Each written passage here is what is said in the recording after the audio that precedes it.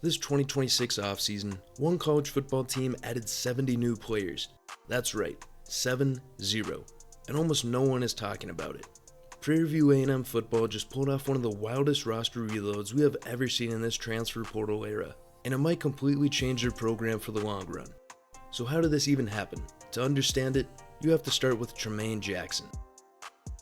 You may be asking yourself, who even is Tremaine Jackson? And that's a valid question. But he is quickly becoming the mastermind behind Prairie View A&M, turning into one of the biggest HBCU football programs heading into the future, and he did it in just his second season. Jackson was hired to Prairie View before the 2025 year after he coached 3 seasons in D2. While in D2, he had a record of 30-8, won Coach of the Year in 2024, and helped lead Valdosta State to the D2 National Championship game in 24. So he knew how to win, and he proved it in year 1 at Prairie View. 2025 for these Panthers included a total record of 10-4, making the Celebration Bowl, but losing a 4-overtime thriller to South Carolina State. And where the team went 7-1 in the SWAC, earning him the conference's Coach of the Year honor. Jackson and the staff turned a 5-win program into a 10-win one, and boasted Prairie View's best season since 2009. People across the country started to take notice of what was happening in Texas, and Jackson just started to dive fully into the portal. With Jackson even stating, "I don't think we can be successful and keep our jobs with a bunch of 18-year-olds.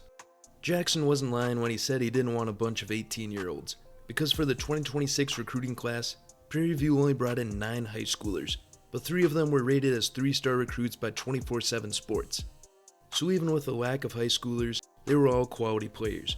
However, when it came to college transfers, there was one rule that the NCAA got rid of that really made this 70-player reload possible. From 2012 to 2022, college teams were only able to bring in 25 new players per academic year, but since that rule is no more, it opened the doors to crazy stories like Prairie View. With the ability to bring in more transfers, this is where it got insane.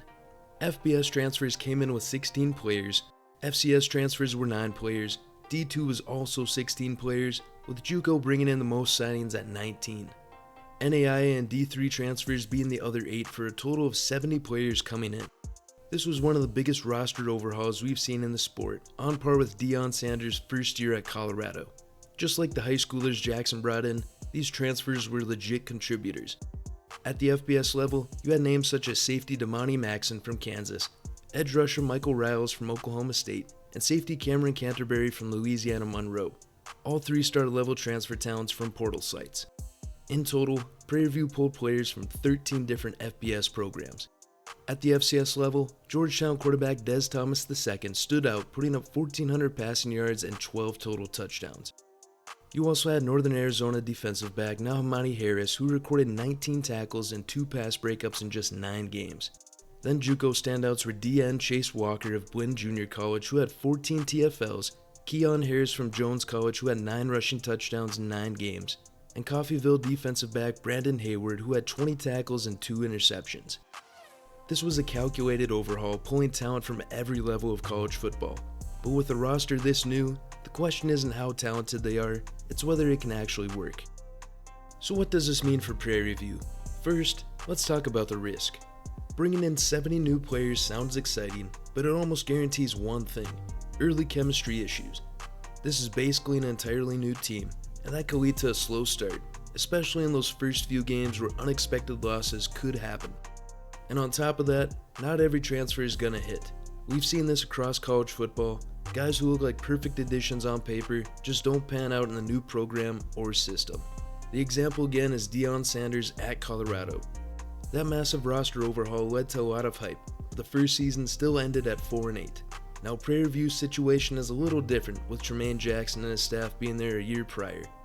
But it shows that a complete reset doesn't guarantee instant success.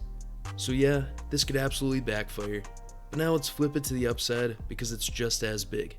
Talent-wise, this is an upgrade from last year's team. You're bringing in players from the FBS and bigger FCS teams who have already competed at high level, and now they're stepping into the SWAC, no offense. That alone though could raise the ceiling of the team immediately.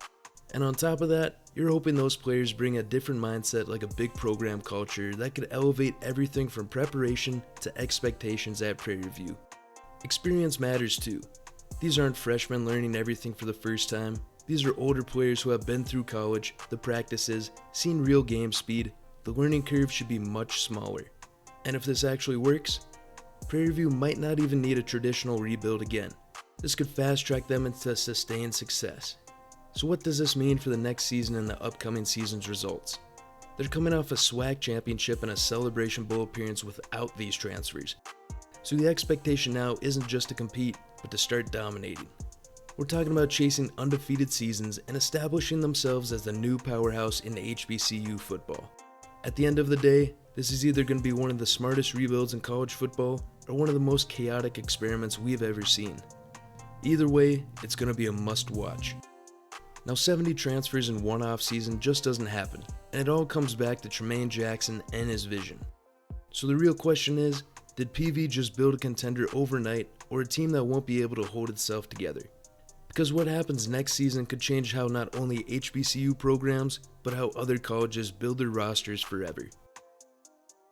If you wouldn't mind hitting the like button, the subscribe button, and hitting the bell notifications. Thank you.